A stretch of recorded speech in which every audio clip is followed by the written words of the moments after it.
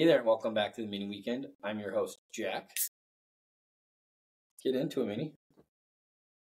We back at it. Too. I like it. I feel bad. Didn't really have anything planned for just here. It used to be just here for the beer. We don't drink anymore. But for soda, the podcast, I'm doing someone that I think I've done before. Strawberry lemon. It's actually one of those poppies. I know you've done Oli Pop a couple times. Ollie the grape. Very good. Have you ever had a poppy? Honestly, I don't think I ever have. So they're actually, not that I'm trying to sell you by any means, but they're essentially the same thing. They're kind of both prebiotic sodas, and they're both kind of branded as like a healthier version of soda.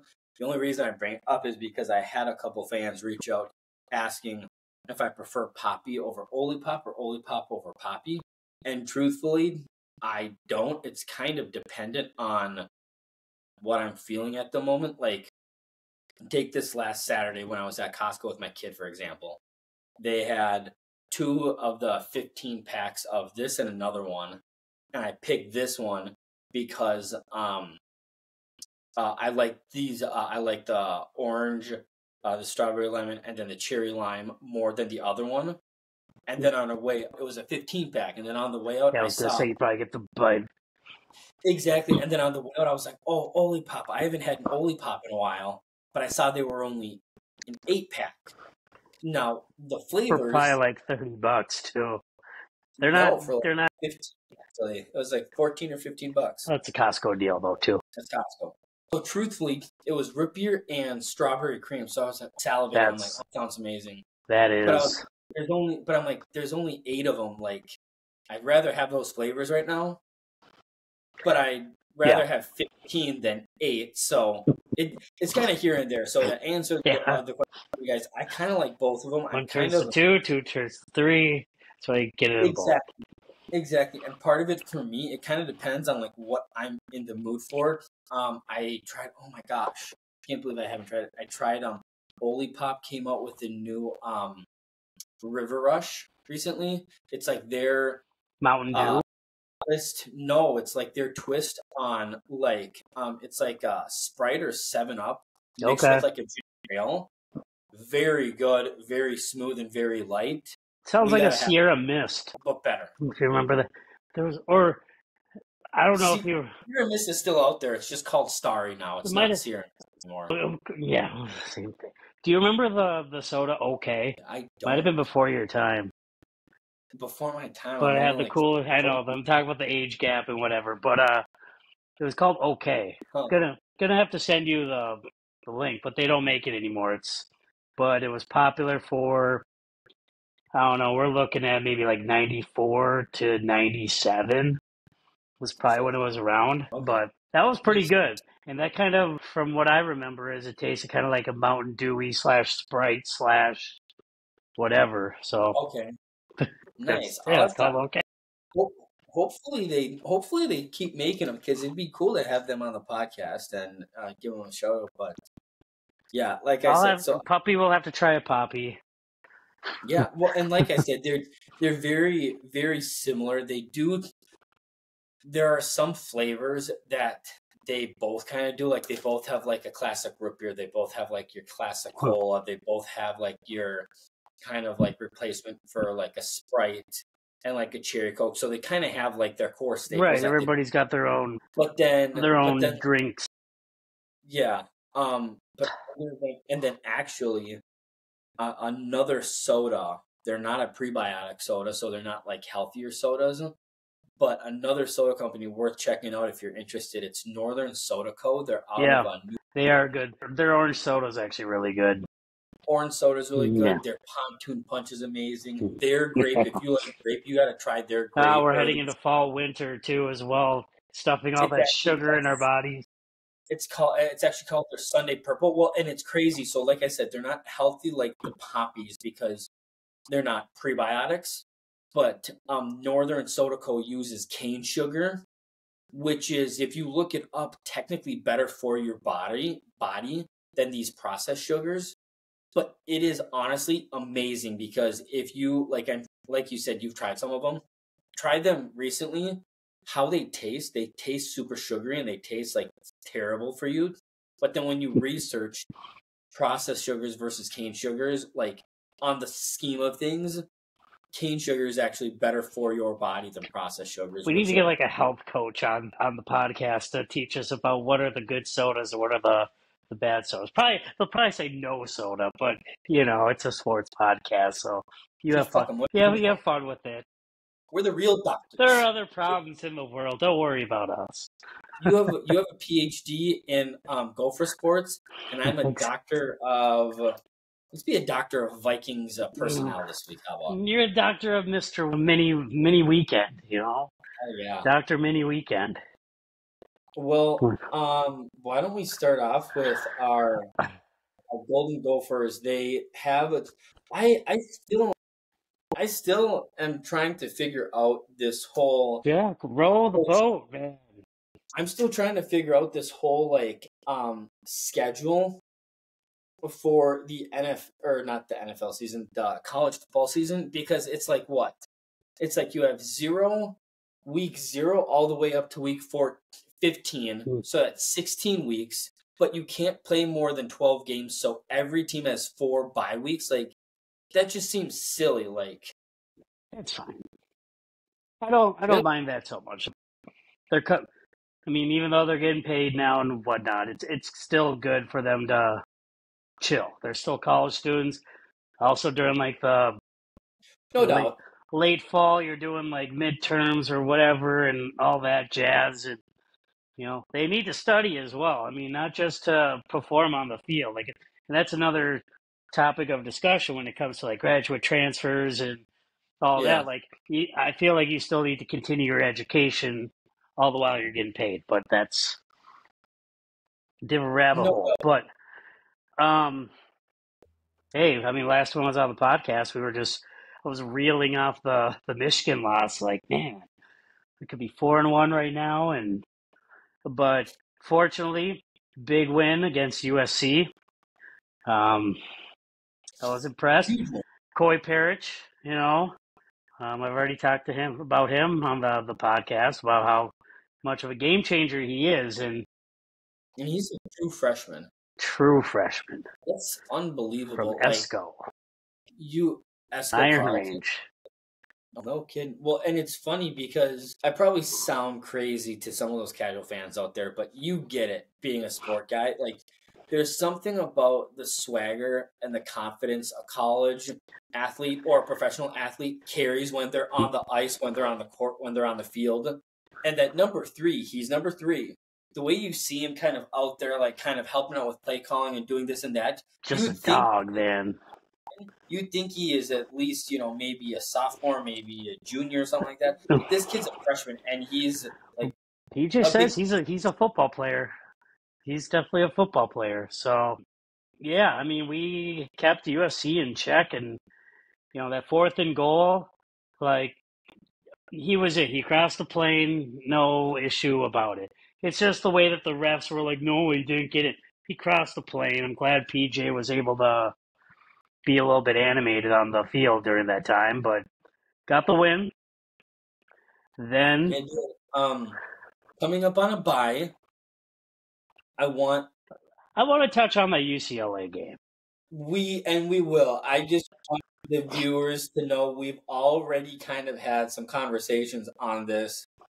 We didn't get too deep into it because we wanted live reactions to a lot of it. 21-17. We've talked about it a lot on the podcast. A win is a win, and a loss is a loss. It doesn't matter. Baby. But we both kind of have different opinions in regards to this game. I'm glad we got the win. I want to give you the floor, but I also kind of want to give like my quick kind of thesis for this game. I'm glad they won this game. This is a game that they needed to win. Yeah, and they did. My second sentence for my thesis is, if you're going to take that next step and be an elite program, the elite programs beat teams considerably that need to be beat. That's fair. And they beat UCLA by 4 points and were held scoreless in the first half. Yeah, I was not happy. PJ Like was not happy. a USC or a Michigan, they wouldn't have been held scoreless for a And single that's fair. quarter against a team like UCLA. I mean, So it's on the floor. for Gopher football in general, that's fair. They should have came out firing. But those two, I mean, they had two big defensive plays in the third quarter to get us back to taking the lead to 14-10. And UCLA did expose the secondary too as well to take the lead on that touchdown. Yeah, no doubt. That was a little bit concerning, but and that's kind of something to watch going forward the rest of the season. Because, I mean, last time I was on the podcast, we were number 1 ranked passing defense. So That's true. that play right there dropped them to, what did they drop down to? At top 15 still, but I'll check, but yeah, keep going. I'll check and chime in when I get it up here. But at the same time, UCLA is actually they're 2-4, 2-5. 1-5, I think. They played Indiana, who I think at the time was 24 or 25. No, Indiana I don't think was even ranked at that time, and it was like the second game of the season. I'm going to have to, because I was looking at this, and I was like, that's kind of a tough schedule. They got blown out by Indiana. They lost at LSU, who was number 16 at the time. They lost to Oregon, who was number 8 at the time. They lost at Penn State, who was number 7 at the time. And then they played us. They had a battle-tested frickin' stretch for about 4 weeks. 4 consecutive weeks. Same with the Gophers. So it was like 2 redheaded stepchilds going after each other for some type of respect in the Big Ten. It was a big game. It was the first time since 1962 or whatever it was, last time the Gophers played in Pasadena.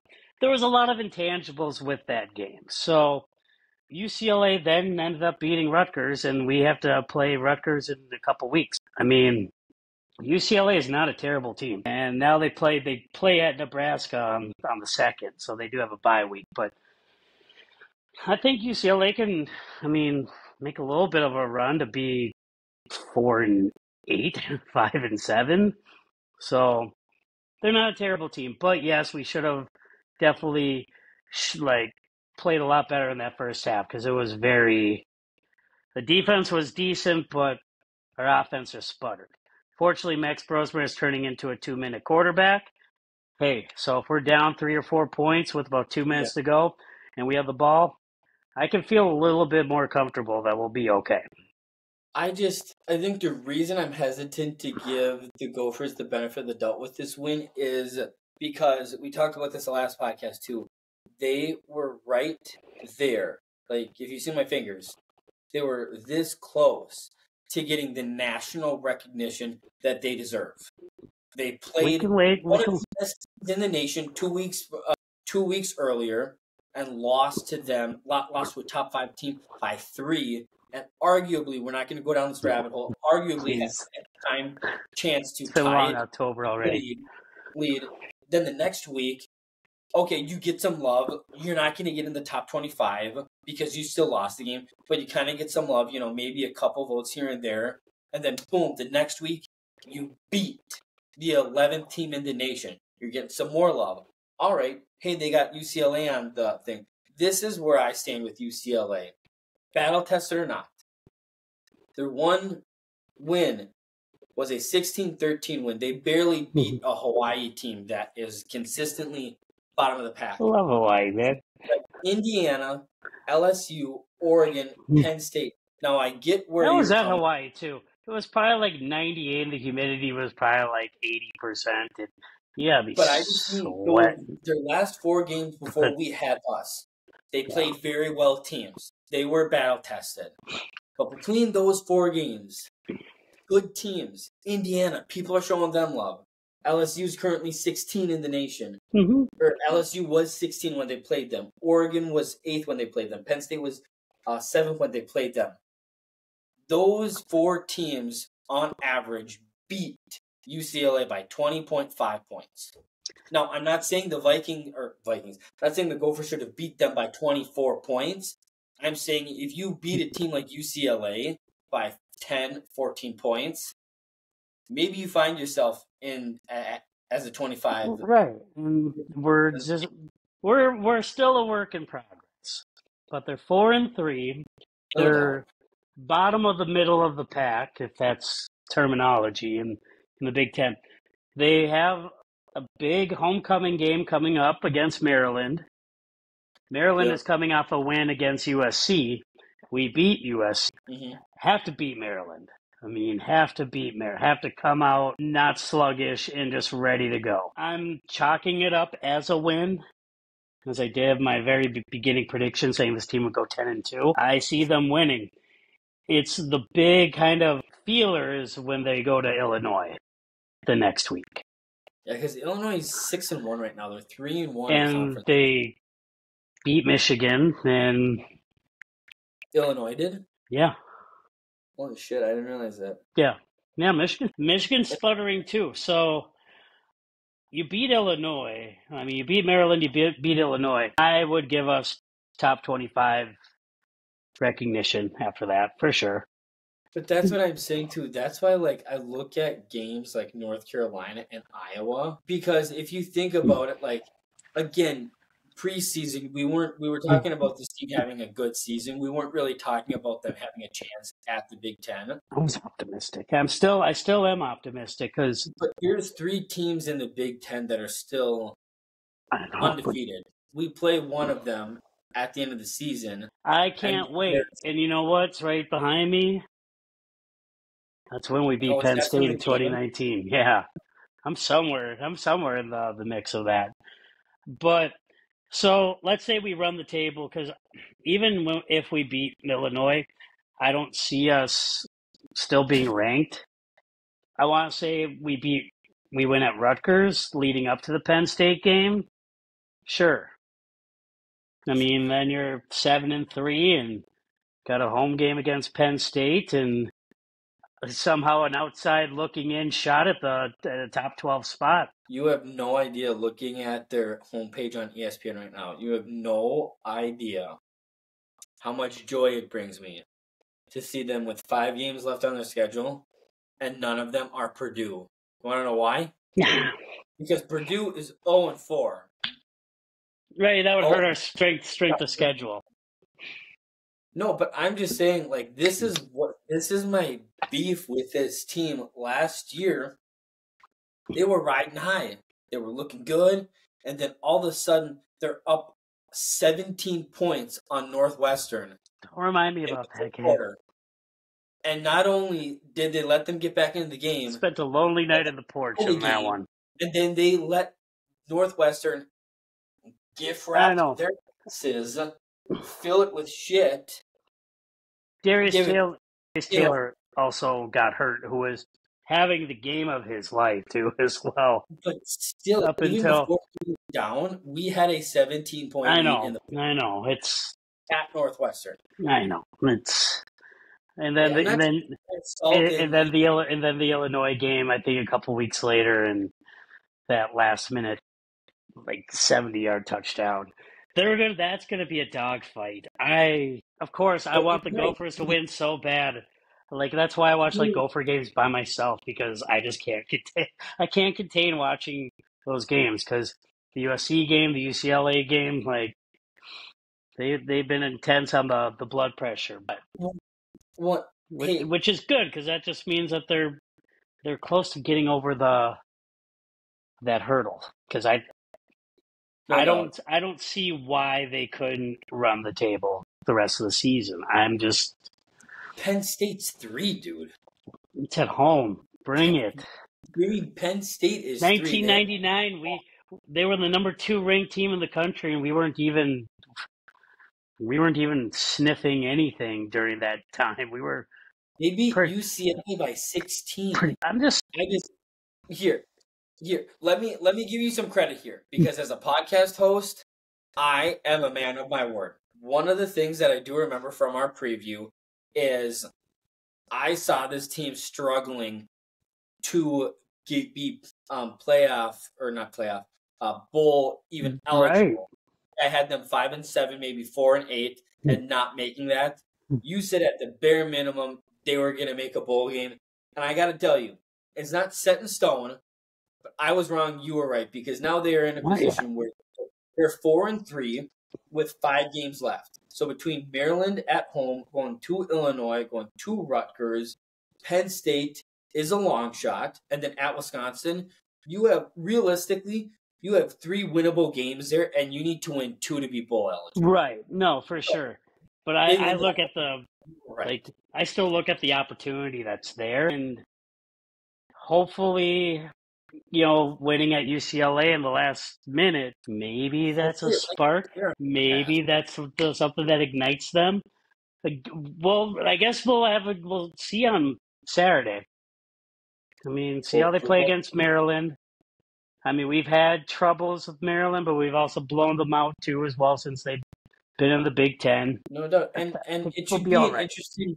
It should be an interesting rest of the way too, because looking at the standings, you got Maryland, who we're sitting at 2-2. We're sitting like probably at the top half of the bottom third, which I gotta say, I hate this new fucking Big Ten. It should make it 2 9-team conferences. But anyways, there's 18, 17, 16, 15, 14, 13. We're 12th at 2-2 in there.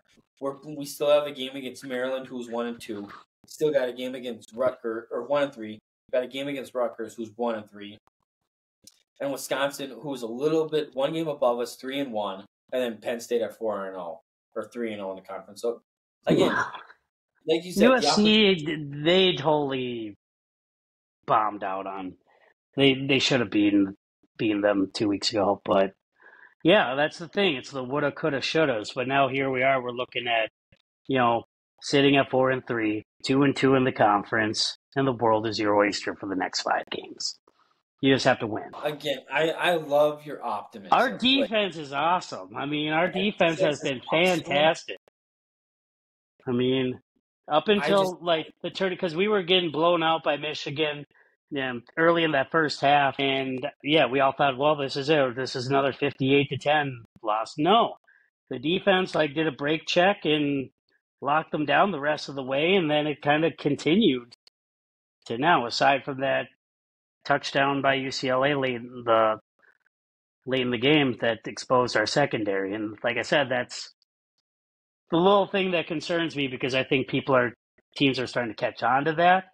So I hope that, whatever's broken is sealed up in that secondary, because I'd like to see Coy Parrish with at least 8 or 9 picks to end the season. I think he's got 4. That would be nice. So I don't want to beat a dead horse, but I do want to bring up a very, very interesting point to your Penn State game. 2019 is, in my opinion, as much as it is amazing, it's like an anomaly, because you look at how they did. Everybody gets anomalies, and that was the goal. Everything is just like middle of the back, a little bit here. I just want to paint you a picture with this game. Going into this game, yes, it was an upset. Penn State was 4. We were nationally ranked. We were 17. Going into this game, we were riding not a 1, not a 2-game win streak, not a 3-game win streak, but a 9-game win streak. So we were playing, 8. Like I said. We were 8-0 before. Had we beaten Iowa and then Wisconsin and gotten a perfect 12-0, I think there's a legitimate chance that we could have made the college playoff. Yeah. We shit the bed and we lost to, I think after Penn State, I'm going to look it up. We lost 21-16 at Iowa. We went up into the top 10. Yeah, we went up to 8. Yeah. You beat Iowa is 8 and they're 20. We were beating Iowa too. Going in that fourth quarter, we had the lead. Don't remind me.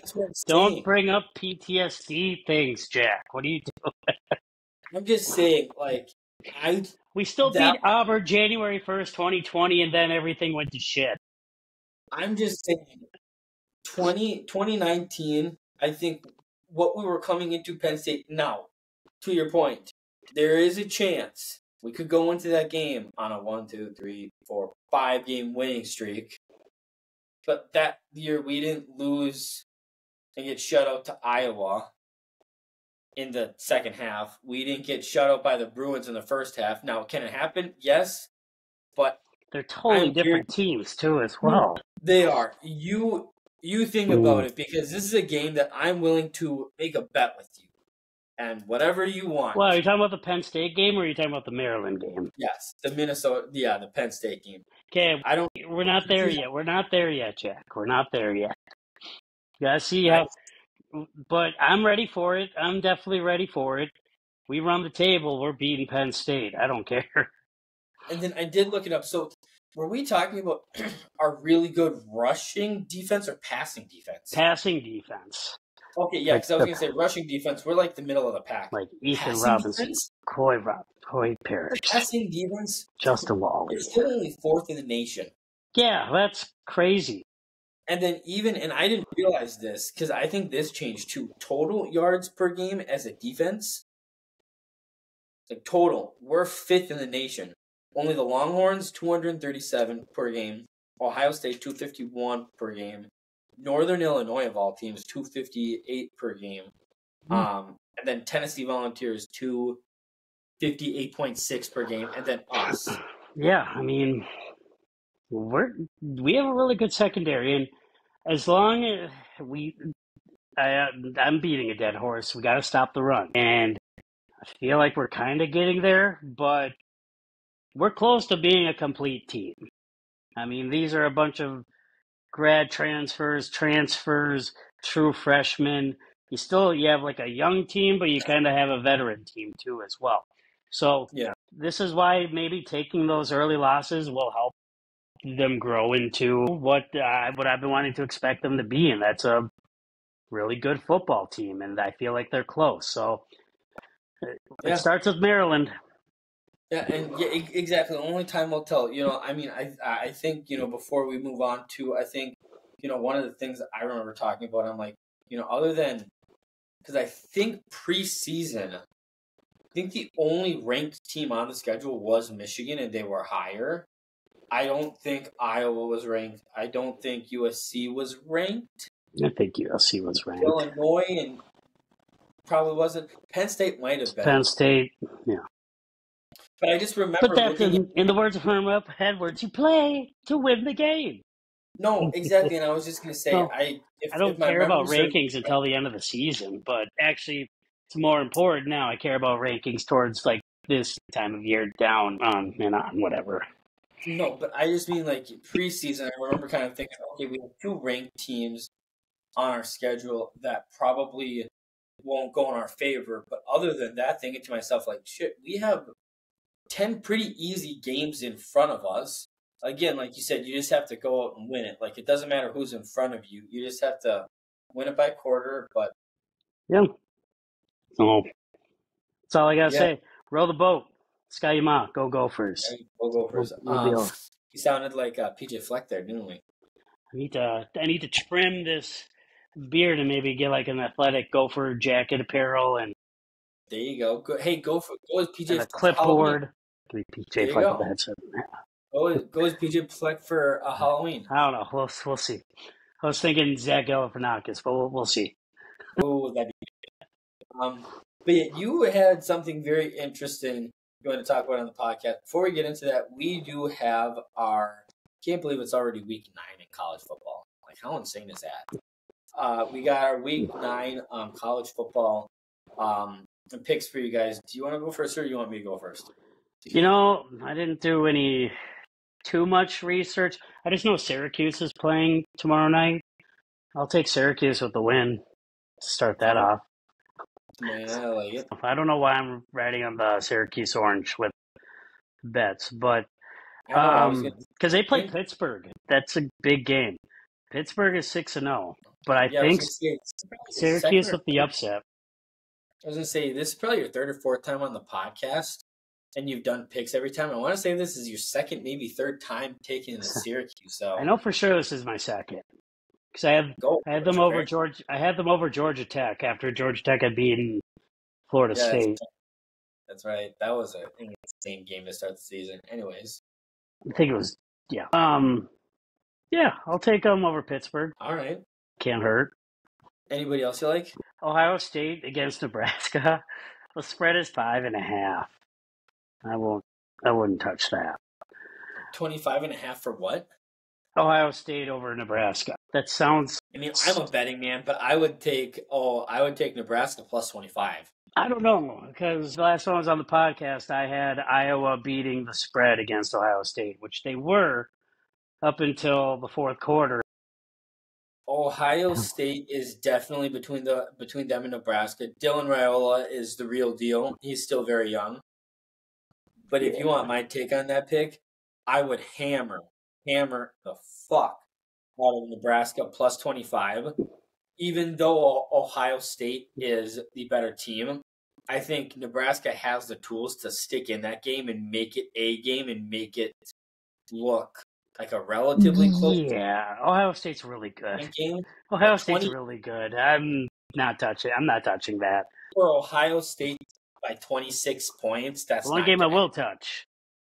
Illinois at Oregon, 6-1 Illinois, number 20 in the country against number 1 Oregon. 21.5 is the spread. I would love Illinois to get blown out, but at the same token, we play them next week, so Illinois they'll beat the spread. They won't lose by more than 21.5. I think it'll be a lot closer than what people think. Illinois in 2 weeks. Or yep. 3 weeks. 10 days. Because we're off this week, then we play Maryland. Then we play this Saturday against Maryland. No, we don't. Yeah, we do. We play the 20. Time's flying, Jack. Sorry. Okay. Time's flying. Off this week. Sorry, my dates are. Time's flying. Come on, you can edit that out if you want to. Maryland. Yeah, that was. So you're taking Illinois. Yeah, I think they'll beat the spread. Plus or Oregon minus in that game. So Oregon is minus 21.5. So they're favored to win by 3.5 touchdowns.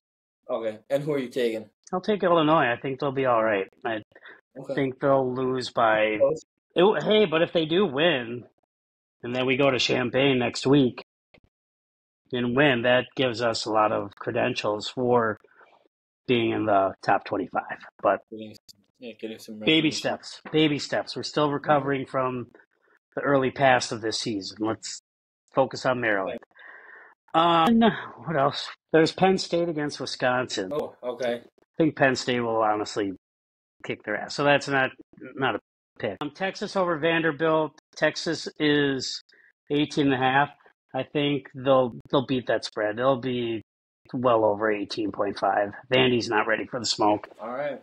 I like it. And Texas is coming off a hangover against Georgia, and that was pretty embarrassing. So I think they're going to want to make a statement against Vanderbilt. I like it. There you go. Good. I like those picks. For me, I kind of changed up a little bit this week after going 1 for 3 last week. First, I like Utah and Houston to hit under 38 total points. I'm not gonna lie. Looking into these teams, these offenses are both laughable. They can't move the ball much or score. In fact, for Utah, 4 of their last 5 games hit the under, and Houston's 4 of their last 5 games hit the under as well. Couple that with, I think Utah does have a relatively good defense. Defenses rarely ever get you points though. So give me that under for sure. The second one I like, SMU is 14.5 point favorites at Stanford. This SMU offense has honestly looked much better since they've given, I think his name's KJ Jennings, the keys to this offense. They started somebody else at the start of the season. You put them in your sleeper parlays? I think they gave KJ Jennings, I think they're on a 2 or 3 game winning streak right now and hit KJ Jennings' first 2 or 3 games. And I think it completely helps that he's a dual threat. He can run, but he can also throw as well. Stanford just got stomped by Notre Dame, and SMU, I believe, is coming off their bye, and I just simply think they're the better team. So give me Stanford minus 14.5. The trees, Stanford trees. Yes. Yeah, well, it's Stanford. What's their The Cardinal. Yeah, the Cardinal, that's right. And then I am actually doing one of your games as well, Mr. Puppy. Penn State, Wisconsin. I'm doing something a little bit different. The over-under is 47.5. Give me that under. I'm a big under guy this week. Penn State, I think, legitimately has an elite defense. Wisconsin has been playing solid as of lately. I don't really particularly like Penn State's quarterback. I think Drew Aller is his name, especially when he plays against good defense. That whole team is soft. There's honestly a reason that they've played two quarterbacks through the first couple of games. So yeah, give me that under. I think it's going to be a defensive battle and should be a fun one. Yeah. I have Utah, Houston under 38, SMU minus 14.5 at Stanford, and then Penn State, Wisconsin under 47. That's gonna be a fun game to watch on Saturday night. I don't like either team, but if I were to, have a gun to my head, it would be Wisconsin. No, Penn State, red flags all across the board. Can't wait for that game, especially if the Gophers are on the table. All right, well, I think that just about wraps up the college football segment. You had something you wanted to talk about next, so I'm going to give you the floor. Yeah, don't you recall on the last podcast when we were talking about the Twins and how they tanked the season, and that I hope that the poll ads would give up the team? They clearly listened to this podcast and they listened to you because they said, "Fuck this guy, we're actually going to do it." And now the Star Tribune's like, well, be careful what you wish for. What? For 30 years, we've been like the 24th team out of 32 that have the worst record in baseball. Having all those playoff exits, no, I want to wipe that all away. And also not trading for quality pitchers because you can't spend the money. Thank you. Thank you for wanting to sell the team is all I have to say. So that's all you have to say? No, not all I have to say, but it'll be an interesting offseason. Buxton looks to be, he'll probably get traded, I would see. But the big story is who's gonna buy the team. Who do you want to buy the team, Sam Puppy? Well, of course you're gonna have A-Rod, Mark Lowry as probably the front runners. You're also gonna have Ziggy Wilf probably be interested too as well. Somebody with a lot of money. Mm-hmm. But there is a franchise in the NFL that seems to be doing pretty damn well from a lot of stockholders who are fans. That's the Green Bay Packers. Hear me out. What if we could own stock in the Minnesota Twins? Why are we not able to own the team as fans? I feel like we have so many fans. I know, we got the Yankees, Red Sox, blah, blah. But you have literally the hometown Midwest fan base. $100 to $150 a share to buy the team. Not only that, you're a holder. You're in those conversations of hey, here's our reports of how we're doing for everything. It would be nice for the fans to be a voice instead of bitching on blogs and YouTube podcasts and whatnot. What if the fans were able to make a difference and fucking own the team? I know damn well that there's a lot of celebrities who are absolute diehard fans. I'll put in 50 shares of stock to make decisions. I don't know. I just feel like it's such a corporately owned sport that deserves to have the fans have a little piece of their team.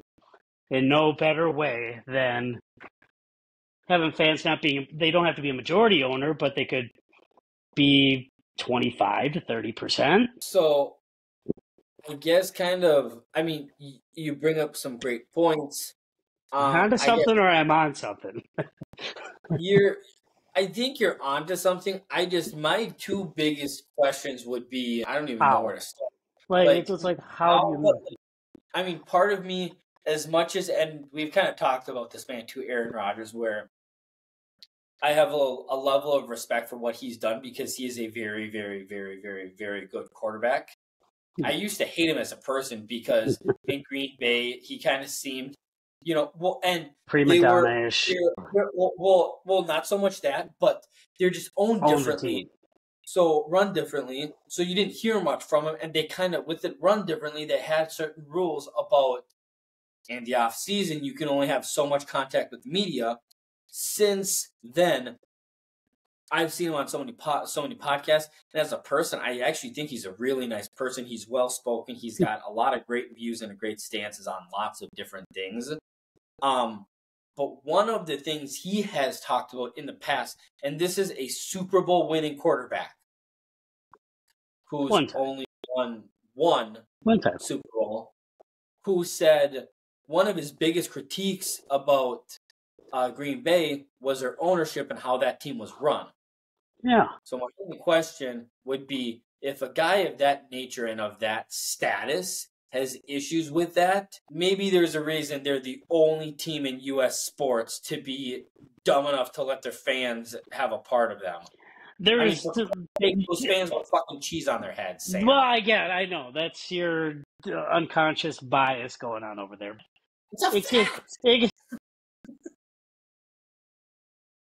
The fact that you're going to their defense, shame on you, sir. Because I feel like fans should honestly be able to own a piece of their team that they literally have heart attacks for. And it's just like, why not the Minnesota Twins? I've had heart attacks like watching them play the Yankees in the playoffs and go out 0-3 and, and not make big trades at the deadline when they should be. But no, we're pocket pinching. No, the fans should have a vote off of that and be like, no, I will buy an extra $50 a share if you frickin' bring Clayton Kershaw here for the half of next season. Like, but I don't know. That would be another thing for me too. Like, if you think about all these successful companies, Pepsi, Amazon, Best Buy, all these successful companies, they have a CEO and they have one or, two people ultimately making the decisions on these things. Mm-hmm. So again, I personally, I wasn't able to find too much research on this. So you may be preaching to the choir. For all I know, there could be lots of people out there, stupid Dallas Cowboy fans, across different sports saying, hey, we should own the team. But I think the biggest thing is going especially if you want to keep the team, because don't you remember the poll ads were wanting to contract the team? No, but hear me out. I think my biggest question will be, by owning a part of the team, it's going to be harder to make decisions, because ultimately, if you're Amazon and you're Jeff Bezos, or I'll do a sports contrast. I hope he's not gonna. No, I don't want him to be the owner for sure. No. Oh, no, I'm not saying he is. I was going to use him and Amazon as an example, but I'm going to just use a sports example. Because he was listed like as... Yeah, Ziggy Wolf is the owner of the sole owner of the Vikings. So ultimately, when decisions have to be made, who makes them? He makes them. Yep. He consults people and makes the easy decisions, but he's got the money. He makes the decisions. Mm-hmm. When you have too many hands in the pot, like you said, and it's a valid thing, just like in our fantasy league, you put things up to a vote, right? When you have too many people in the pot, it's hard to make those decisions, because sometimes you're going to be forced with a 50-50. And then you have these fans pissed off, and kind of the thing that got me this idea is, but when the season ended, it was like, yeah, Rocco's got to go. Things definitely need to change. But no, Rocco didn't go. The whole, all of his assistants went. Thad Levine decided to leave. And then also the poll ads decided to sell the team. There's something fishy going on, because I feel like Rocco should have been the first to go. But they're still being controlled by the poll ads. And it's just like, I don't know if it's their last goodbye of hey, we're just going to run this team into the ground and sell it. No, it's still a very talented team. They still have decent pitching. They just can never stay healthy. I would sure, we can have like a majority owner, but why not have the fans be a part of all these decision making, like the decision making? We haven't had a really good GM since Terry Ryan. Yeah, that's true. That's fair. That could, Like I said, I'm not here saying it's the big reason I was interested to hear you bring it up and talk about it was because it caught me off guard and it was an interesting idea. I'm not saying it's a bad idea and I'm not saying it's a great idea. It is a very interesting and idea that I think that should be considered. Like I said, I think my just not being in tune with it too much. My two biggest questions would be, if we want to do it, why isn't it more popular amongst other teams? Which again, this isn't poking, like getting into, fuck you, you're wrong. Not saying that at all. I think one, why isn't there more teams run like this? And two, what happens when you have too many people trying to make a decision? But who knows? Maybe you don't have a salary cap in baseball. That's one thing. Like, put your money where your mouth is really what that league is about. That's why you have the Yankees and the Dodgers in the World Series, which, by the way, I think it was Game 1 tonight. Maybe. But we don't need to go down this rabbit hole because... But yeah, so that was just a big topic of... It's just something to throw out there. Like, I don't see it being... It should be just a topic of discussion of the fans. I'm a diehard Twins fan. Why can't I buy one share for $100 and say, own the Twins? You got to figure out how Green Bay makes it work to make it logistically work, but I don't think it's impossible. When you do that, you want to ask them since 2011 how many Super Bowls they've been to as well. I know, man. They're fine, dude. I play both ways. You know that, Jack. Green Bay and Minnesota Vikings, I have mutual respect and whatever. Nope, one or the other. Whatever. No, but I do want the Vikings to go to the Super Bowl. I do want to see that. Very interesting. In my lifetime. Very interesting topic. Hopefully the poll ads are listening again and tell the next owner, hey, you should think about this like they did last time. The one thing I want to bring up, because you brought up something very interesting for baseball. I've said this to some people, and it's gotten mixed reviews. I don't know that I've said it to you. My proposal for baseball, not just the Twins, but the MLB, who I can't even remember who their commissioner is, but whoever he is, he's a fucking joke. Rob Manfred. I lost every ounce of respect I could have for somebody when he came out saying that's sports.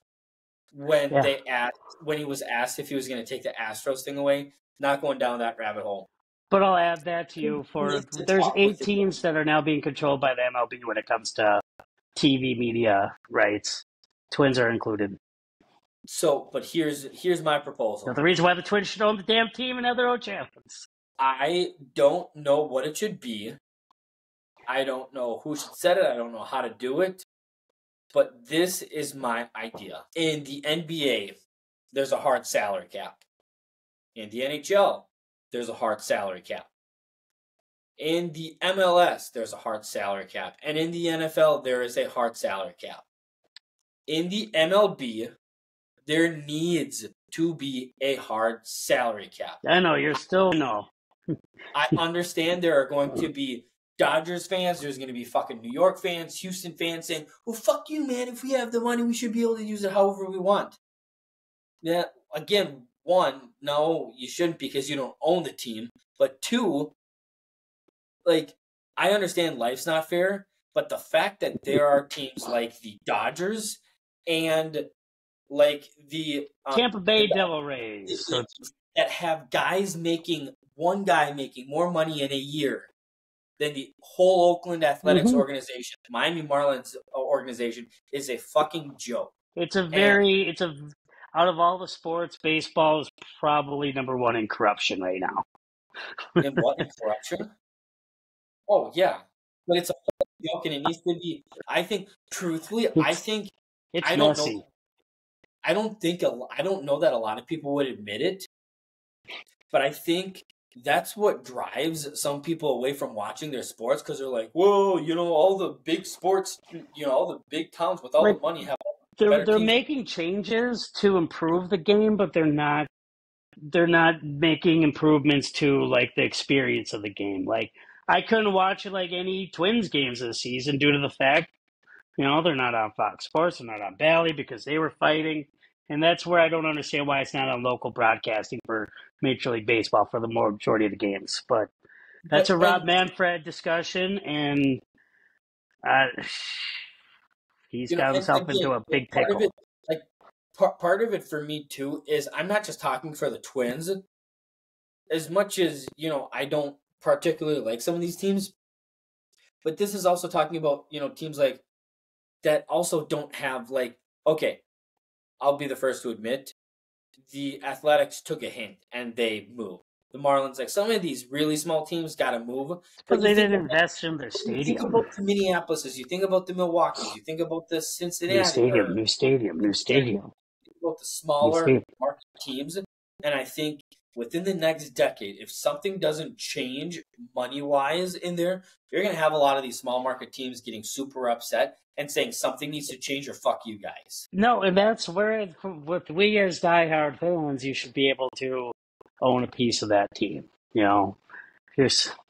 But because we're building all these publicly funded like baseball stadiums, and we're rewarded with fucking $200 bleacher tickets and $10 beers and $10 hot dogs. Like, where's the fun in that?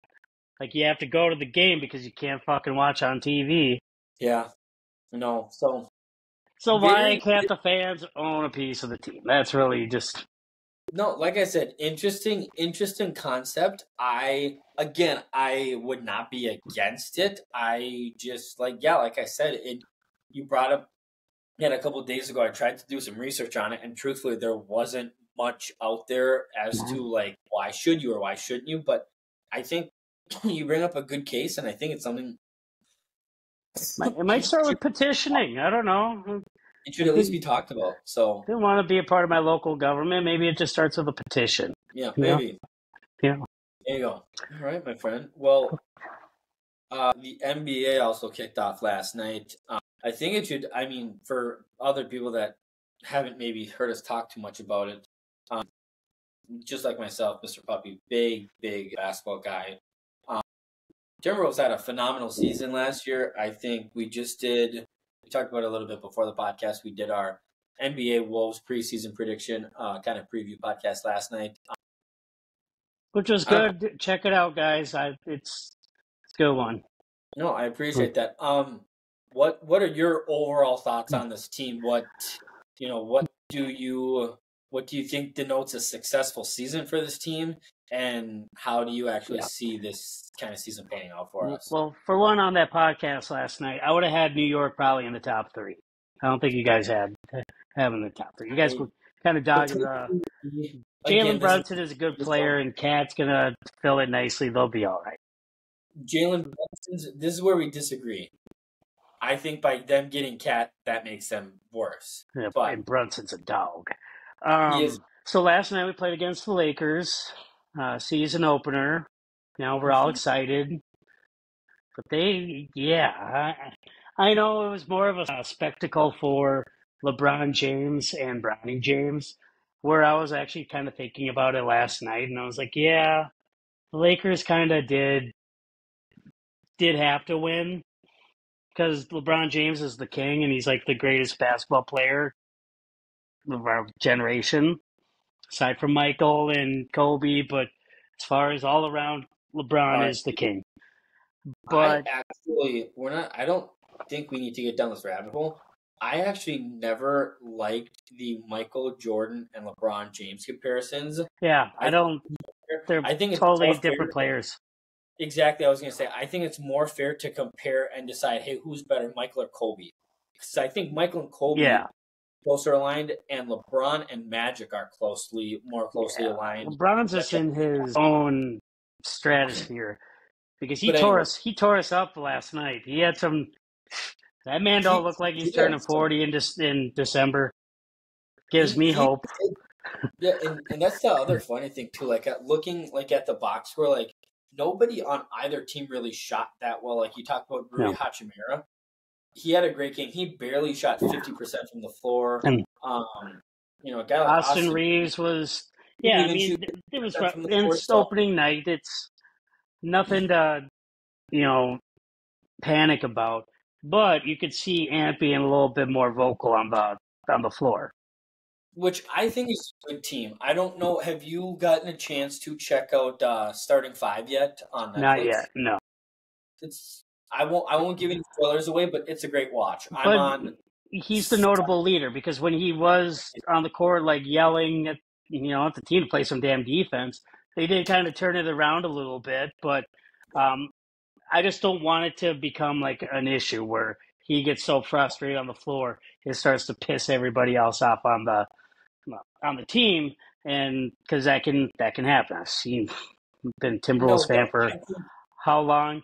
Like right at the year after we went to the Western Conference Finals against the Lakers. The next year we had Latrell Sprewell needed to feed his children. Unfortunately, we locked up Gobert for another 2 to 3 years, but there was a lot of frustration yeah. early on in that season, which Flip Saunders actually got fired not even before the new year, and that's where it just. And then we traded KG, and now we're Mhm. finally back to being a respectable basketball team. So I just have PTSD of what happened 20 years ago to what could happen now, which I hope not. But No, well, I with think I think you bring up a valid point because Anthony Edwards is still kind of in an interesting spot where he is very much the leader and he's very much like the leader and the like unofficial captain, all it's these things just on this he's team. got a lot a lot of weight to carry for this season. But he's only 23 years I old. know. So I think cognitive thinking would say, hey, a lot of these veterans probably have an issue with Anthony Edwards talking up. But I think a lot of people respect this guy. I think a lot of what he talks about and again, I'm not going to give any specific spoilers, but he talks in Starting Five about being a leader and being a competitor. And to him being like, yeah, I want to cook everybody in this league one on one. I want to cook KD, like I want to Yeah, cook all you these guys. like to see it. But And you he, also need the four players around you to no, blend. one And 100%. that's why it's going to take a little bit for them to gel. I mean, it's going to take maybe 10 to 15 games for them to.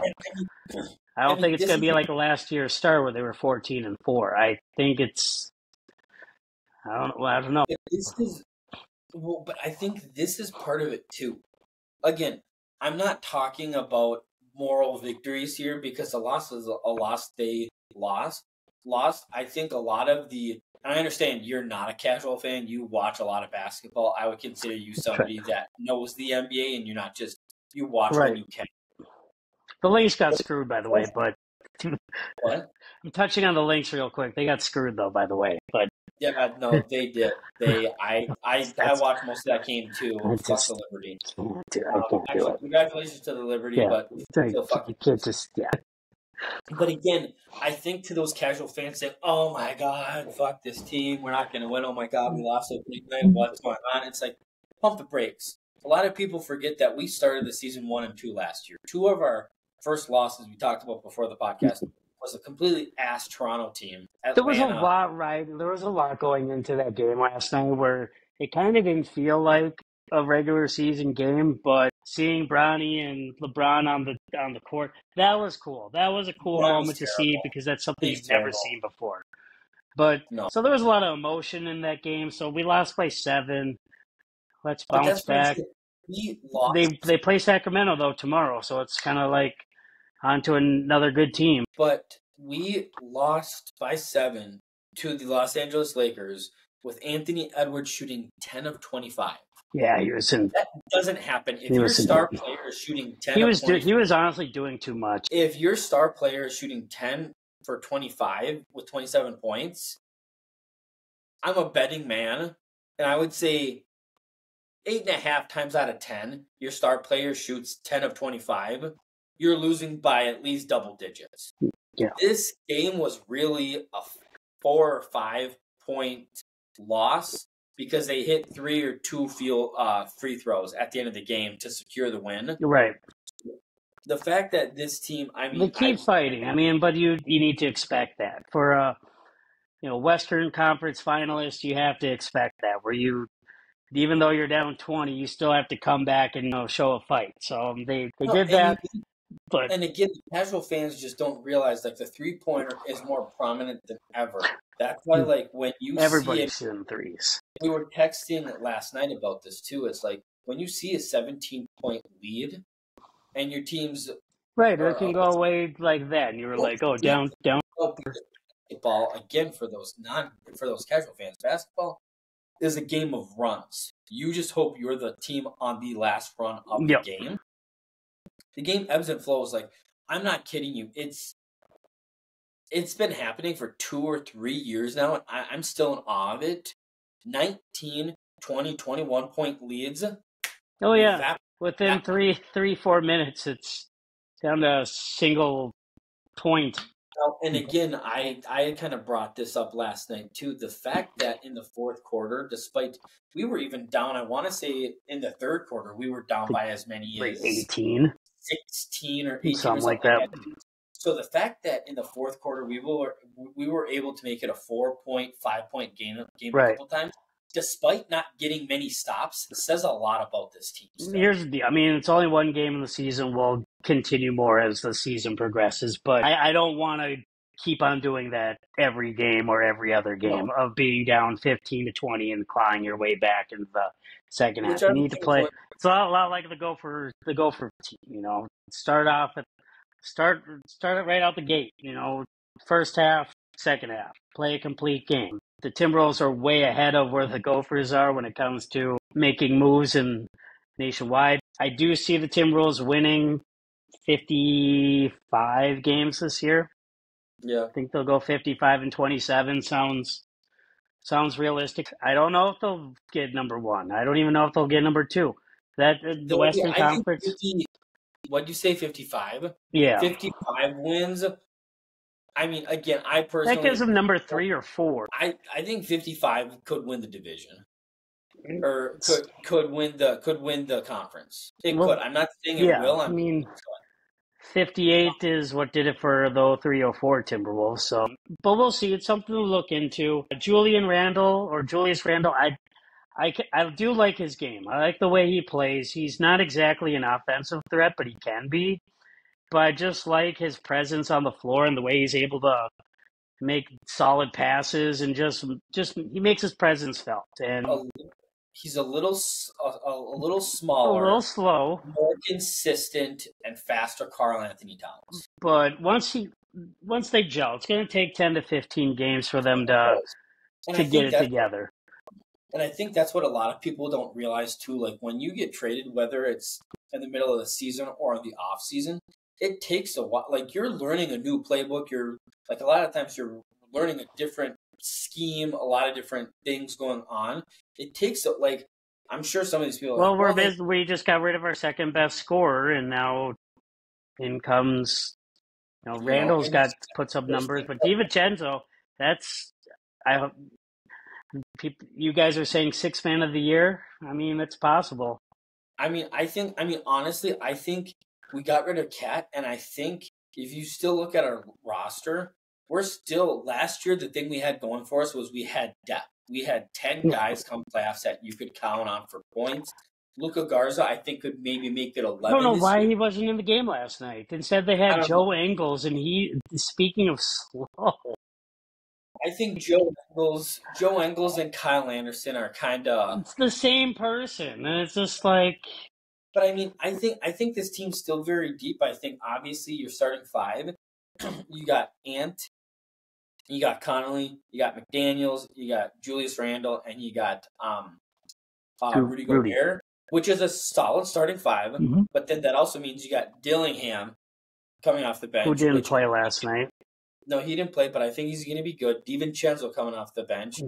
Terrence Shannon Jr. was the steal of the draft. Naz Reid.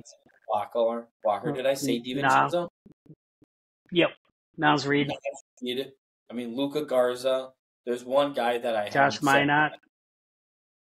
I don't know Josh too much. Minot had a good preseason, and But I mean, like so this team is deep, and there's right. not a lot of teams in the league. You look at that's part of my thing with the Lakers. We talked about a little bit beforehand too. Like the Lakers have a solid, probably reliably 6, maybe 7 players. So when you're starting 5 or getting into foul trouble, you're playing guys like he's not with the team anymore, but you're playing guys like Max Christie and stuff like that, where you're like, okay, if he has a great game, Max is on the team for the Lakers. is he? Yeah. I thought No, he was playing a little bit last night, but it's like his 3rd season. But they'll be all right. They ran four players off the bench last night, but not seeing Luka out there when he had an absolute dominating preseason and he's showed flashes of being a solid player. I hope he gets more reps. He's a solid player, and I mean, big body and can shoot the 3, and he hustles. And the only thing he has against him is that he's an Iowa Hawkeye, but otherwise his game is great. Well, and I didn't even bring this up last night too. Part of it is just because I know Connolly's our starting point guard, so I don't really know. 37. But yeah, no, exactly. He's old. I don't really know when and where they would start giving Dillingham some more of the reins. But hey, I'm not saying this just to say this. If Dillingham plays enough, he could be in the conversation for Rookie of the Year. Like other than Dalton Connect, look nice. I mean, he didn't take that many shots, but it looks like it's going to be a good addition for the Lakers. Other than Dalton Connect, other than Terrence Shannon Jr., Dillingham, who are 2 guys that are pending, how many minutes they get, and that Sarr for Washington, there's not a ton of guys that are like chomping at the bit that were drafted this last year that are, oh my gosh, they're going to be amazing. Mm-hmm. It's sure not going to be Bronny James, I'll tell you that. That kid is. Oh, man, come on. But no, it's all good. He'll be a solid role player for his career, which is totally fine. But no, and I think looking at this schedule, I think we could have another solid game of stretch in November. We got a game against San Antonio. We got 1 against Charlotte. We got Chicago. 3 against Portland. Another Who one makes the schedule? 1 against Houston, and one's including like one of the group play games for the in conference. But that's 7, 8, 9, 10. I mean, that's 10 games right there of games that we are just on paper a better team than. Yeah, let's just stay healthy. Exactly. Everything. Nobody get hurt. Predicted we're barring nobody get hurt. But yeah, like I said, should be a good season, and that's why like for the NHL and the NBA, I hate like until it gets to like All-Star break. I hate dissecting and getting too hard on teams for bad games here and there because it happens. Because guess what? They play 82 fucking games. If the season was 52, maybe my cause for concern would heighten around games, 20 or something like that. But it's their job, so that's a lot of games, but that's enough games.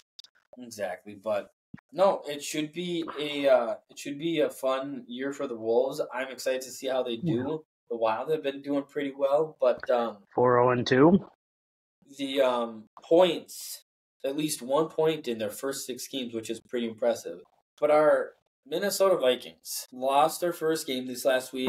As much as I want to get your opinion on this too, because I've said this to a handful of people already. I talk about it on the podcast a lot. Like, I genuinely never want my Minnesota teams to lose. Like, if it were possible, I would love for the Timberwolves to always go 82-0, Wild 82-0, Vikings 17-0. That's just not how it happens. But despite the loss, I think the Vikings played a really, really, really, really good game. Mm-hmm. And I think part of it is because due to the fact that going into that game, a lot of people had questions about, okay, it's awesome that this team does a good job. It's 5-0 and coming off a bye week and overexceeding expectations. With Lions were, okay, this team is great, they're playing ahead in all these games, which is amazing. Top team in the NFC in my book. What? Top 10 or top team in the NFC in my book. No doubt. But a lot of the questions were, hey, once they play better teams, how are they going to do when they play from behind? Because we haven't seen it a whole ton. And I thought they played incredible from behind. Obviously, it's always tough to give up 21 straight points, but they battled. They didn't get too contested. I'll be completely honest, there were a couple of miscues that ultimately led to that loss. I think that the poor play calling on that drive after we went up 29-28, then we forced them to punt. And that very next drive, we went 3-0 and got, I think, a total of like 5 or 6 yards. The play calling on that drive was terrible. Other than that, the play calling was actually really good throughout the game. Our defense got a scoop and score. But other than that, and other than a couple miscues that led to some touchdowns, like, they played a good all-around game. I think a lot of people forget we didn't have Blake Cashman that game. Yeah, we didn't have your cousin. You look at the stats, he is our leading tackler. But they also didn't have Aiden Hutchinson, so, it can go both ways. No. They did play a good game. No, the Vikings did play a good game, but, they're still not the top dog, unfortunately. So, because you're already hearing, like, rumors swirling out of nowhere, like Matthew Stafford coming to Minnesota. Like, what? And then they're talking about, like, they were talking about, like, bringing Amari Cooper. Like, why are you bringing, like, what? No, just leave it be. The Vikes are fine. We are, but honestly, I didn't think you knew about that, and I was gonna bring that up. As much as this very much is, don't break or don't. Yeah, you don't bring in a starting quarterback mid-season of a season that's already kind of special. 5-1 is still a great record for the Vikings, and all of a sudden bring in a brand new quarterback who doesn't. Well, sure, he's a Kevin O'Connell OC, but there's still 52 other players on the damn starting roster that he's got to blend in with. Well, aside from Cam Akers, but it just doesn't make sense to me. No, and I hear that, but let me propose something to you. So we talked about it a little bit, with the what happens should Sam Darnold lead this team to the Super Bowl or win us a Super Bowl.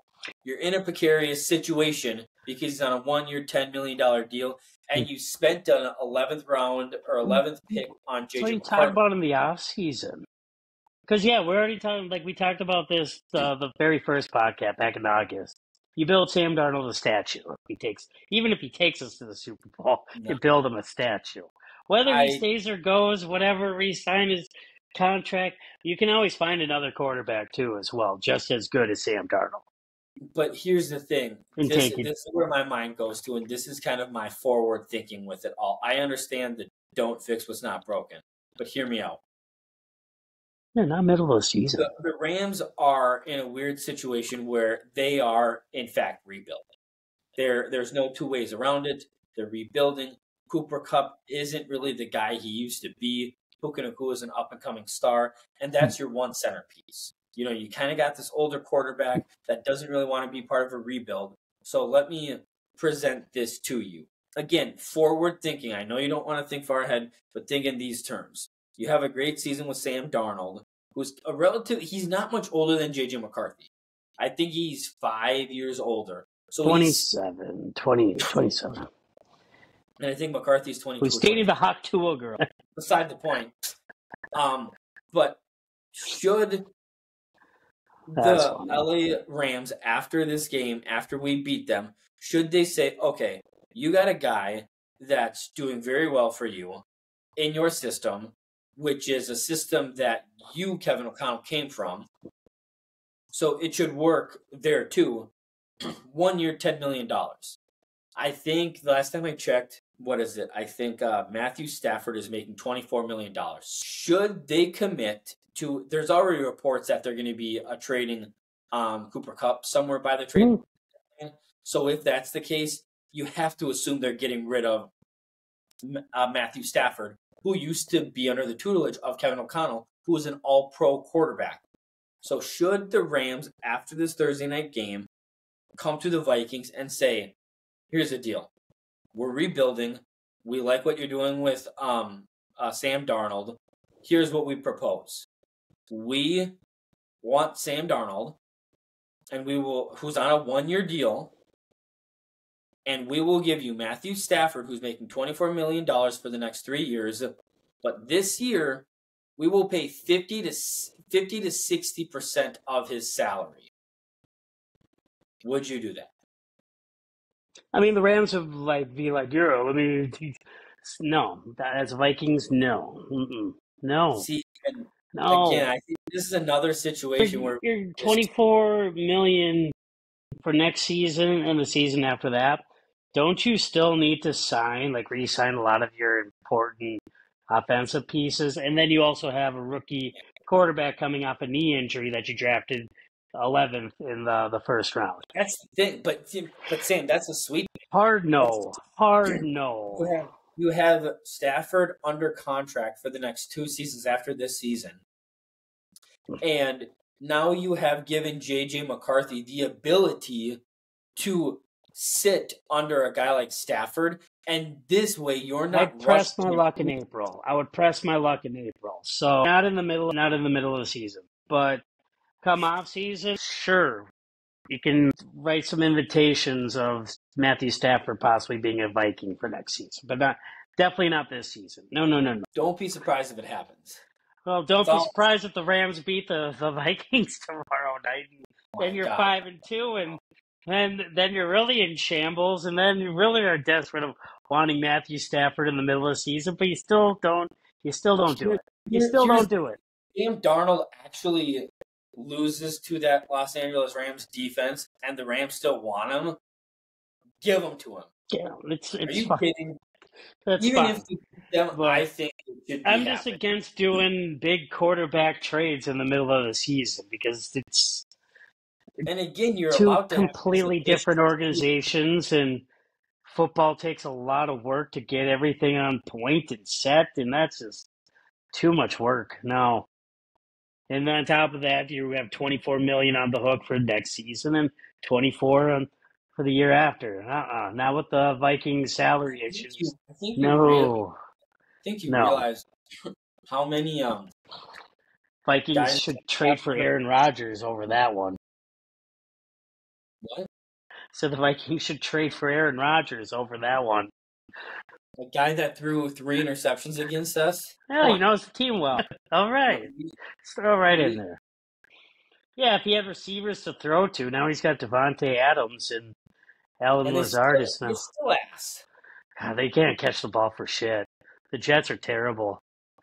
It sucks, especially when you have Breece Hall and Garrett Wilson in your team. Dude, yeah, again, I don't think you realize how many people we have under contract on our team for at least the next 2 or 3 years. I know, but I heard we got some cap hits, though, too, that could be coming up. But I don't know.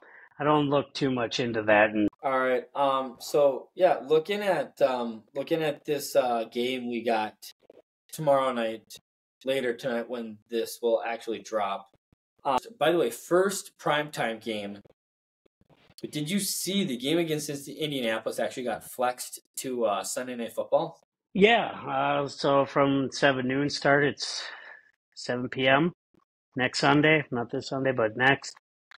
And I think I was talking with somebody about this. I think it's more indicative of how bad the previous game was supposed to be. Yeah, what was that supposed to be?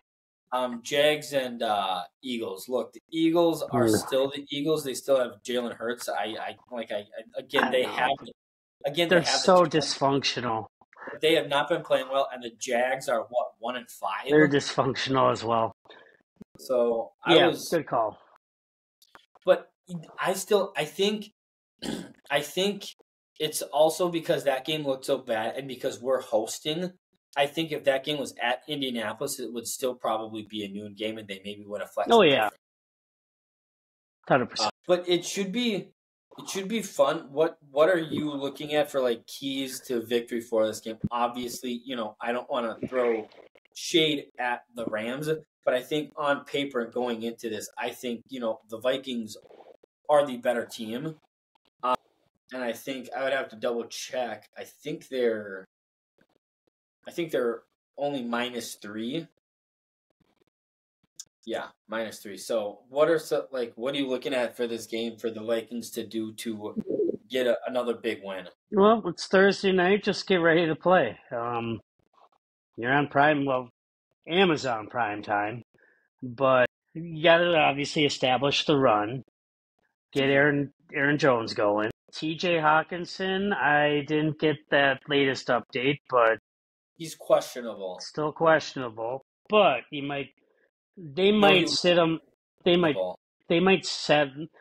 have him rest and have him ready for the Sunday night game next week. So you're still going to run with the Johnny Munt show and Johnny Munt and Josh Oliver they're not T.J. Hawkinson, but they're serviceable guys. Serviceable. It's not the important piece of that offense. That is T.J. Hawkinson. So get J.J. going.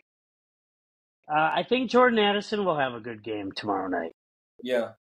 I think all eyes will be on J.J. They'll give Addy some looks, and I don't know. I feel the Vikings should win the game. I believe it should be like a 31-14 type victory, but I don't know. The Rams might have something brewing where they might give the Vikes a little scare. We'll see. Well, I think you bring up some great points. Looking at some of the stats here, the Raiders are the third worst team in the league against the run, averaging 151 points per game. So I think you have a really good opportunity to set up the run, whether it's with Aaron Jones, whether it's with Ty Chandler, Cam Akers. Give Cam Akers some looks over Ty Chandler. I think I think it'll be good to do that, but then I think all around their defense is not great because they're third worst with rushing against the rush. But as a whole, they're one of the worst teams in the league. They're 10th with 340 total yards given up. So it should be interesting. I think this should be a good game for the Vikings. I think it's a good opponent and a good game to have after a tough loss like that. And yeah, I expect this team to win. If you want to get into it, I got this similar to. I think we're going to win convincingly, 30-13. They definitely should. I got us winning 30-13. I got my offensive prediction. I thought I'll do this before we do our picks. But offensive prediction, I think JJ finally gets over the hump. I think JJ's going to hit the century mark for the first time this year in this game. And then on the defensive side of things, look, Stafford is a good quarterback, but his offensive line is not great. He's getting Cooper Kupp back, which I think Cooper Kupp will probably be at 75-80%. And he's without Puka Nacua. And I think our boys on the back end are going to make Tutu Atwell look like Tutu Aswell. Cam Bynum is due for another interception, so let's get number 3 on the year. Yeah, so I was going to say number 3. So yeah, I think we're going to get back to our running ways on the defensive side of things. This last game against the Detroit Lions was one of the first losses that the Vikings had under Kevin O'Connell, where we won or tied the turnover battle and lost. It was one of the first times to happen. I think we get back in that turnover battle. And this team forces 3 turnovers. I like it. So yeah, Vikings win 30-13. Offensively, JJ hits the century mark, and defensively, I think we force at least. It could get ugly early on. It could get ugly if our defense plays the way it can. And I think they force at least 3 turnovers. What do you think? What do you got? Defensive side of the ball. So, like I said, I think Cam Bynum is going to get his third interception. I'm feeling that. I don't know. The Thursday night games are hit and miss. Yeah. So hopefully we want the Vikings to show up. Just show up to play football, establish the run, get Aaron Jones going, get JJ, his spots, allow him to get all the yards after the catch. Jordan Addison, and I have a good feeling about Addison that he's going to be involved in the offense more so than last week. And I think they'll be fine. I like it. 31-14, sure. Thursday night 31-14. football. I like it. And you said, sorry, I don't know if I missed it or not. You said defensively, Cam Bynum's coming up with another pick. And then offensively, did you say something? Cam Bynum, sorry, I put his in, and you can edit that. Oh, no problem. I don't give a shit. But, yeah, Cam Bynum with the pick. Cam Akers. So instead of Ty Chandler getting the touches when Aaron Jones is getting breaks, I would like to see Cam get some action. That guy's coming off of 2 torn Achilles heels, like over the last 4 years. Nice. I think last year he tore his Achilles. He also had a knee injury, but I want to say he had both of his feet have had Achilles injuries, and yet he's a Viking again because they traded for him. That's insane. That is insane, but we'll see. Should be a fun one. But what we got for NFL picks? Yeah, you want me to hit him with them first? Yeah. All right, let's do it. The Vikings game is pretty simple. Like I said, we're 3-point favorites. I like to just take the spread against this one. I think 3 points should be very, very easy with us. I, quite frankly, in this position, I would be surprised if this was a single-digit win for us. I think it should be at least a 10-point win for this team. And then I think, what was it? New England and the Jets. New England and the Jets. The Jets are 7-point favorites. New York will win by like 3 or 4. Ooh. So for my upset, I like the New England Patriots. The Jets are trending down. They thought that trading for Devontae Adams was the answer. It's not. Aaron Rodgers. Still could be.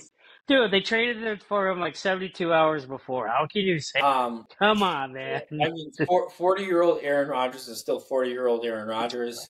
I'm turning 40 years old next year. Thank you.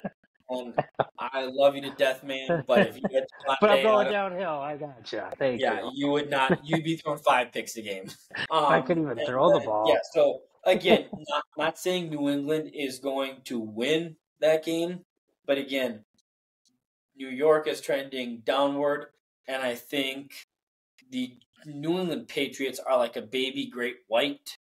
They're not. They're smelling a little bit of blood, but they're not big enough to take a whole bite and to say, I'm going to kill you like a big great white would, but enough of a bite to have the Jets be like, the fuck just happened? How do we lose by 3 or 4 points to the New England Patriots? Yeah, I mean, you can cancel the Jets out for the rest of the season if they lose this one. Yeah, and then for my lock, I'm going with Los Angeles is 7 on the flip side of things. Are 7-point favorites over the New Orleans. I want to say Pelicans. It's not the Saints. The Saints were a great 1-0 team and a great 2-0 team. Since then, they've injuries mount up. Olave's hurt. And part of that, She's out for the season. Part of that is to no fault of their own because they have had some injuries. Part of it is because they're just. I don't think they're a great team. I think I'd have to double check here. They're plagued with injuries. I think their first two games were against the Panthers and the Cowboys. Now, a lot of people might be saying, well, what the fuck? The Cowboys are a good team. Against the run, the Cowboys are one of the worst teams in the league. So Cowboys aren't great. So it makes sense that Alvin Kamara just ran circles around that defense. Other than that, they haven't really been able to get anything going. So I think I would be surprised, just like our game, if the Chargers don't win by at least 10 points. So that's what I got for you guys this week. Okay. What about you? Up? The easy one is the Packers against the Jaguars. The spread is -4. I think the Packers beat them by like 3 touchdowns. Jacksonville is not that good. Granted, Brian Thomas has been outstanding the last few weeks. Green Bay is just a better team. I was surprised that they beat Houston last week. Yeah, I mean, they're turning heads. They're not a bad team. So I'll take the Packers with the over. So they're going to beat them by well over 4 points. Packers can still. What's that? I said the Packers can still eat it. Yeah, I know, right? The other game, I mean, I'll go with you on the Jets and Patriots. I mean, I think -7 is a lot for the Jets. Especially with how they've been playing lately, too. I mean. But I think this is where they're going to actually show up and play a good game. Okay, Devontae Rogers, yeah, they'll beat him by at least 2 touchdowns. I mean, yeah, shit. I didn't think the Pittsburgh Steelers were a great team, but the Pittsburgh Steelers laid a 37-burger on that great Jets defense. Yeah, I hate the Jets.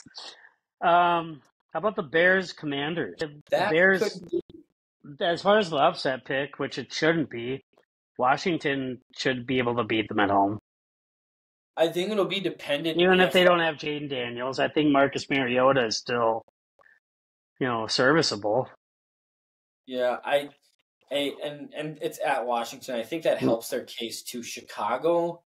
I want to double check before I eat my words. Haven't played that great on the road this year. Prove my point exactly. They're 4-2. Their 4 wins have come at home against teams that are ass, and their 2 losses have actually come on the road to teams average or above average. So you're taking Washington +3 in that one? Washington, yeah. I like it. I don't hate that pick. That's a good one, actually. So we'll take it to the bank, see what happens. It's tough for Chicago because they got 2 straight away games, so they could very well, going into their Patriots game on November 10th, they could very well be 4-4 because they got to go to Washington, then they go to Arizona. Yeah, they're still going to go through growing pains with Caleb, so I think Washington wins that game. I like it. We'll book it. Washington, you said Jets, and then Greenest Bay. Yeah, no, I like it. I think it's kind of amazing already how many teams have kind of just fell flat on their face a little bit. I mean, I think everybody anticipated the Patriots and Carolina Panthers to beat ass. But I mean, like the Cleveland Browns, 1-6. Like I thought most people thought they were going to maybe have some growing pains with having to play Cincy twice, with having to play Baltimore. That'd be decent, and there it is. They'd be halfway decent, but they're not. I mean, Jacksonville 2-5, the Jets 2-5. I mean, the Dolphins. The only reason they're not 4-2 is because of poor Tua, who's probably going to play on Sunday. That's what I'm hearing too. Mm-hmm. So that should be a fun one. But before we go, I don't know that I told you this. Going into this Thursday night football game, we have $100. Oh, that's right. Going into that game for the first touchdown challenge. So once again, just like every other podcast, I will put the Venmo tag here. And yeah, like I said, super simple. For those that have been watching, you get the drill. For first-time watchers, all you have to do, you want to tell them what you do, Sam? Just say Aaron. Just say what you should have done last week, and that's Aaron Jones rushing touchdown, and not put Jahmyr Gibbs. Yeah, essentially, Mr. Puppy said correctly. You're guessing essentially between this week, it's between the 2 teams. A lot of people think, it's the Vikings touchdown challenge. It's the first Viking. No, it's the Vikings' first touchdown challenge of their game. So between the Rams and the Vikings, who's going to get the first touchdown? you can Venmo me $5, and then in where you would put pizza or concert tickets, put Justin Jefferson receiving touchdown, Kyron Williams rushing touchdown. You could put Matthew Jonathan Stafford QB sneak touchdown. QB star. You can do a pick six. You can do that because that's what was it? Exactly this Detroit game. The first one was Aaron Jones. Nobody guessed that. And then the game before that, the Jets. The first score was a Van Ginkel pick six. That's right.